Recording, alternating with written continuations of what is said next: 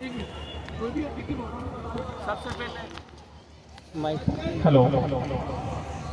सबसे पहले डॉक्टर भीमराव अंबेडकर जी के चरणों में सत सत नमन करते हुए मंचासीन समस्त अतिथियों को सादर प्रणाम।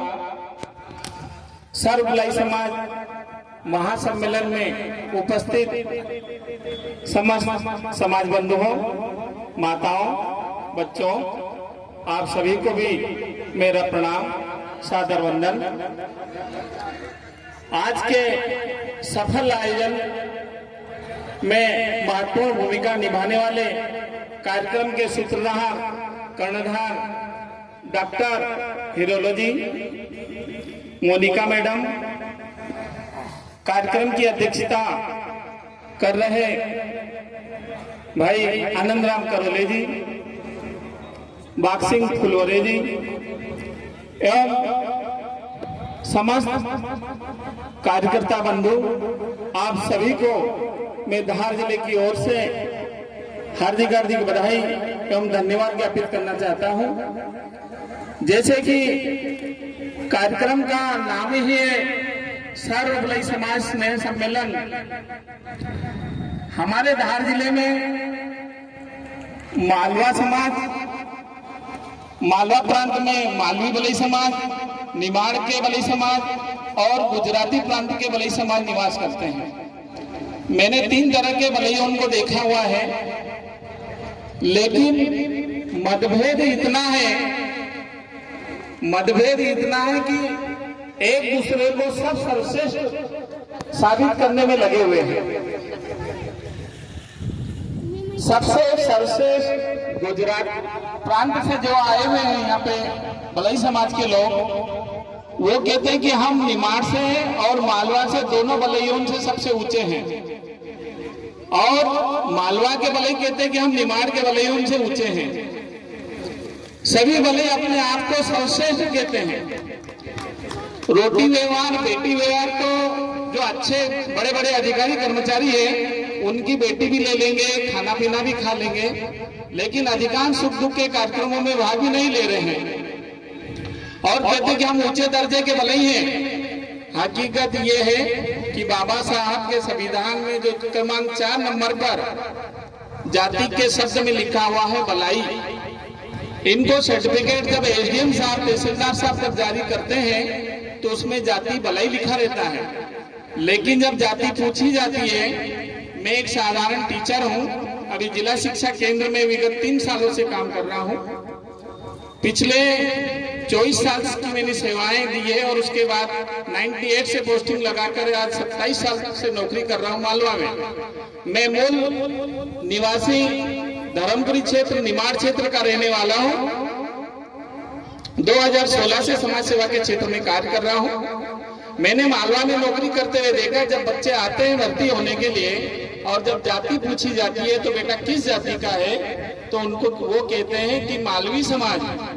मैं इनका मालवी समाज जब सर्टिफिकेट देखते हैं तो उसमें लिखा है भलाई, उसमें भलाई लिखा हुआ है, तो बेटा मालवी समाज तो इसमें कहीं से कहीं तक लिखा हुआ दिख नहीं रहा है। तो किसने सिखाया? तो बोले कि माता पिता कहते हैं कि भलाई नहीं कहना, मालवी कहना है।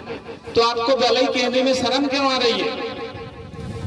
यहाँ तक कि कर्मचारी अधिकारियों को भी मैंने देखा, मालवा के कर्मचारी भी जब कोई जाति पूछते हैं तो उसको कहते हैं कौन सी जाति के हो, तो के बोले कि मालवी समाज के हैं। जबकि बाबा साहब ने कहीं से कहीं तक संविधान में मालवी, गुजराती, निमाड़ी आदि विभिन्न प्रकार के भलाइयों का उल्लेख कहीं से कहीं तक नहीं कहा। लेकिन हमारे लोग समाज, भलाई समाज कहने में उनको डर लगता है कि कोई हमको भगा देगा, कोई हमसे परहेज करेगा।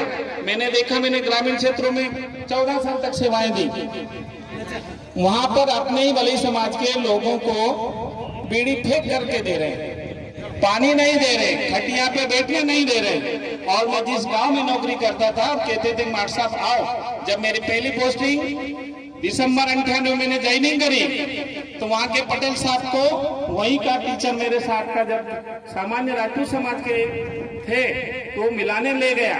जब बातचीत हुई उसके बाद में उन्होंने पूछा कि मास्टर साहब कौन से समाज का है, मैंने कहा भलाई समाज से हूँ। हाँ ठीक है कोई बात नहीं, यानी जो बात बोलो सत्य बोल दो, उसके बाद में वो हमारे से किस प्रकार से व्यवहार यदि करता है तो पता चलेगा कि वो हमको सम्मान दे रहा है या सम्मान नहीं कर रहा है वो हमारा। उसके बाद भी निरंतर मैं जिला शिक्षा केंद्र में पदस्थ होने के बाद भी मेरे व्हाट्सएप स्टेटस, पेपर वन में न्यूज, समस्त प्रकार के जितने भी आते हैं सभी वर्ग के लोग देखते हैं कि ये भलाई समाज का कर्मचारी है। मेरा यूट्यूब चैनल है FS जगदाले, आप सभी अपने मोबाइल में खोल करके देख सकते हैं। पूरे भारत देश, पूरे ब्रह्मांड में आप देख सकते हैं FS जगदाले। 100 से ऊपर छोटे छोटे वीडियो डले हुए हैं। सामाजिक उत्थान के लिए सतत 2016 से हम काम कर रहे हैं। अमृत बाविसा जी के नेतृत्व में पूरे धार जिले में हमारा संगठन सक्रिय रूप से काम कर रहा है। अभी पिछले माह भी दही के सिलकुआ में एक बहुत बड़ा आयोजन हुआ था। हम प्रतिवर्ष समाज की प्रतिभाओं का सम्मान करते हैं, धूम्रपान एवं शराब छोड़ने वाले लोगों का सम्मान करते हैं। इसके बाद 10वीं से लगा के ऊपर कॉलेज स्तर, डॉक्टरेट डिग्री प्राप्त और शासकीय सेवा में आने वाले सेवानिवृत्त कर्मचारी और विभिन्न प्रकार की जितने भी प्रतिभाएं हैं उनका हम हमारे संगठन के माध्यम से प्रदेश स्तरीय कार्यक्रम प्रतिवर्ष अलग अलग तहसीलों में आयोजित करके एक विशाल सम्मेलन आयोजित करके उनका सम्मान समारोह आयोजित करते हैं। मोनिका मैडम को भी अभी पिछले कार्यक्रम में हमने वहां पर बुलाए थे, एक टीम के साथ भी वहां पर आए थे। हम ये कार्यक्रम समाज में जागरूकता अभियान, समाज के निम्न वर्ग के लोगों को भी हम यथाशक्ति जो है सहयोग करते हैं। नकदी बोझ को बंद करवाने में भी हम सहयोग करते हैं। मेरा निवेदन है, समाज जो अलग अलग ग्रुपों में बैठा हुआ है ये सब एक हो जाए, हमारी समाज की ताकत बहुत ज्यादा बढ़ जाएगी और जो मालवा, निमाड़ और गुजरात प्रांत के जो मतभेद है ये भी दूर हो जाएंगे। मैंने धर्मशाला के लिए भी हमने जिले स्तर पर धर्मशाला, दानवीर भलाई समाज धर्मशाला का निर्माण हुआ है, जिसमें डॉक्टर गहलोत साहब ने 14 लाख रुपया दिया है और उस धर्मशाला वहां बनकर के तैयार हुई है। मुझे तत्कालीन उस समय के राजाराम चौहान जी अध्यक्ष महोदय ने कहा था कि चलो मालवा, निमाड़ जो भी है अलग अलग, लेकिन बलैतो में है, आप लोग भी सहयोग करो। हम सभी मिलकर के अच्छे से अच्छा काम करना चाहते हैं। हमने 25,500 रुपए राशि उसमें दी दिए, दान करिए उसमें समाज के धर्मशाला में। लेकिन कमेटी के मेंबर ने कहा कि नहीं, मालवा वाले लोग, मालवा के भलाई लोग निमाड़ के भलाइयों से पैसे नहीं लेंगे। आज तक हमको रसीद नहीं दी गई। 25,500 रुपए की राशि हम 5 लोगों ने मिलकर के उस धर्मशाला निर्माण में दी, लेकिन रसीद नहीं दी कि मालवा के भलाइयों से हम पैसे तक नहीं लेंगे। आप देखिए कि ब्राह्मण हमारे पैसे ले सकता है, राजपूत हमारे पैसे ले सकता है, लेकिन मालवा का भलाई हमारे रुपयों से भी परहेज कर रहा है।